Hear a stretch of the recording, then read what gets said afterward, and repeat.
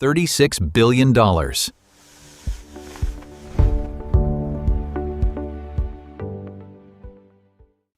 That's what one company made last year, selling you a cup of coffee that costs about 30 cents to make. Not because of the beans, not because of the milk foam,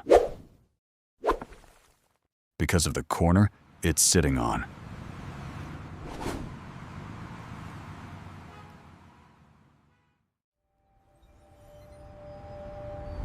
There's a very good chance the coffee was never really the business.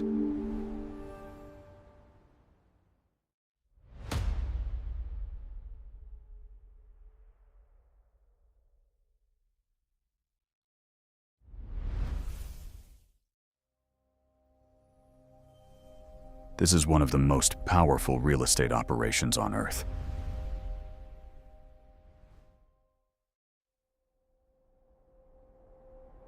And it was built quietly for you to never notice.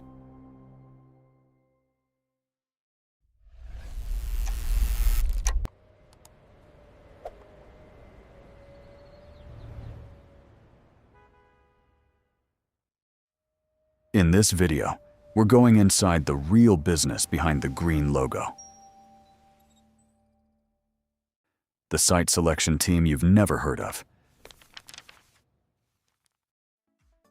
The strategy of opening 2 stores on the same block, on purpose. The quiet effect this company has on your own property value, whether you drink coffee or not. By the end of this, you will never look at a Starbucks the same way again.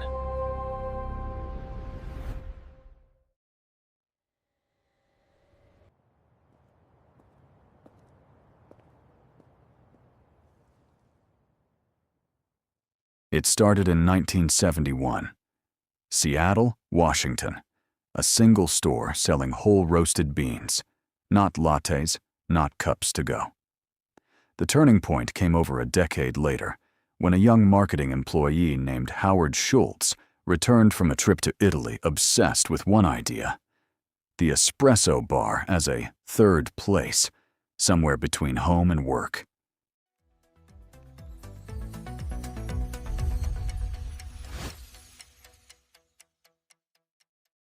By the early 1990s, it had gone public, and store count growth became the core of the business model. By the 2000s, it wasn't just deciding what to sell. It was deciding, block by block, where an entire neighborhood was heading next. Today, its footprint spans more than 38,000 stores in over 80 countries. But here's the thing, almost nobody clocks when they order a coffee. The location wasn't a lucky guess, and what's actually happening behind that decision is far more calculated. Look closely. On the same block, just 200 yards apart, you'll find not one, but 2 of the exact same coffee stores. Let me ask you something. Have you ever noticed 2 Starbucks locations within walking distance of each other, and wondered who approved that? For years, Wall Street analysts called it a mistake. They even had a name for it: self-cannibalization. One store stealing customers from the other. Here's the part that changes everything. Internal data told a different story. Saturating a neighborhood with multiple locations didn't just split existing customers. It grew total foot traffic and total revenue across the entire area, because convenience beat loyalty almost every time.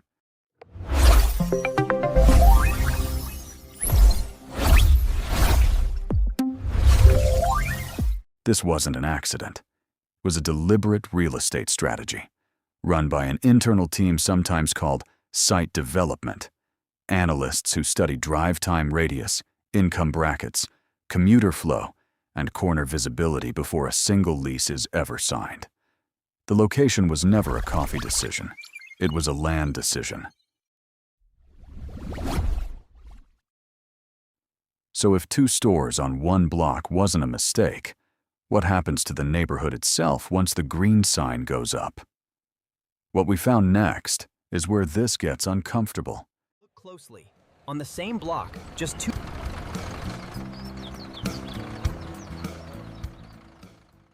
In 2015, the real estate site Zillow ran the numbers on home values across the United States.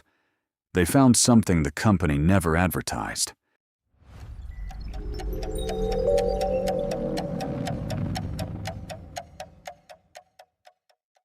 Homes within a quarter-mile of a Starbucks appreciated faster than almost any comparable home in the surrounding market. Analysts started calling it the Starbucks effect.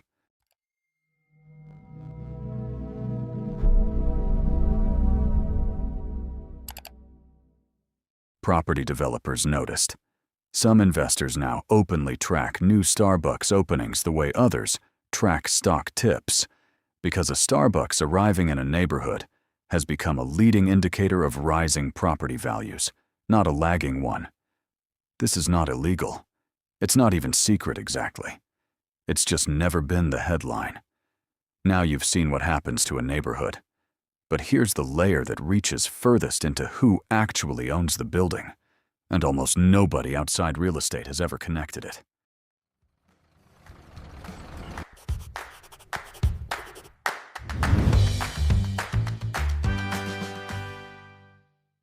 You've seen the brand.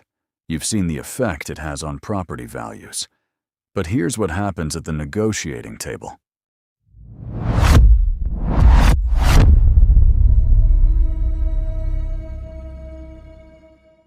Because a Starbucks can drive foot traffic and perceived value to a piece of property, landlords will often offer favorable lease terms just to get the green sign in the building, sometimes covering part of the build-out cost themselves.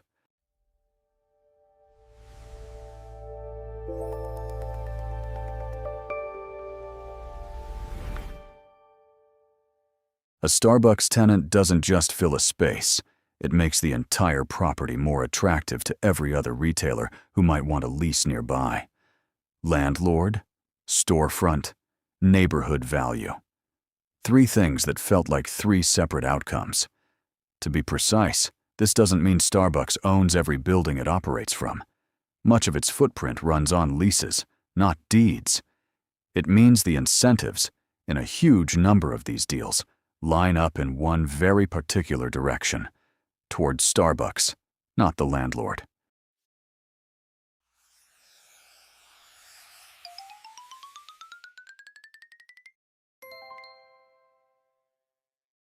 And in a number of proven markets, once an area's value is established, this same company has negotiated deals to acquire the real estate outright, turning what started as a coffee lease into a long-term property asset. This is the exact same playbook other quiet empires have run before. You don't need to own the neighborhood. You just need to be the reason it becomes valuable. Then you own the leverage, no matter whose name is on the deed.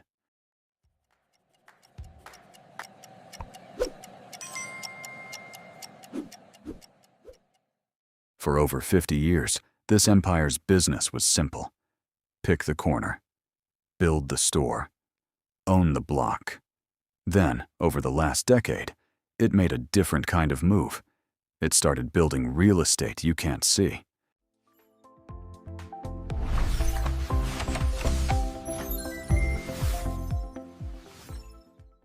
Tens of millions of active loyalty members now order through the app before they ever walk in.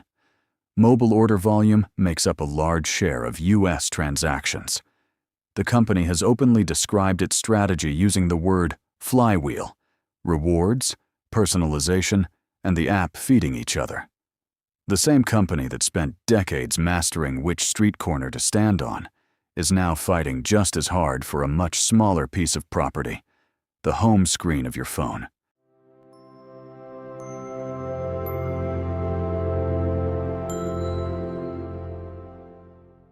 What used to be a real estate strategy measured in city blocks is now also a real estate strategy measured in pixels.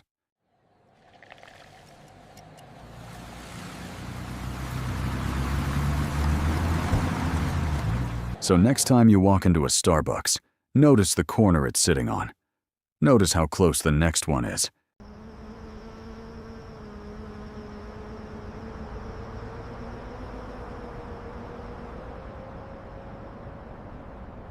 None of it happened through some hidden scandal. It happened patiently, in plain sight, over more than 50 years.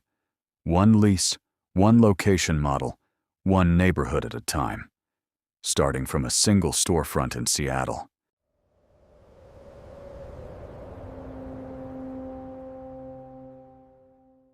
And it became one of the quietest real estate empires on Earth.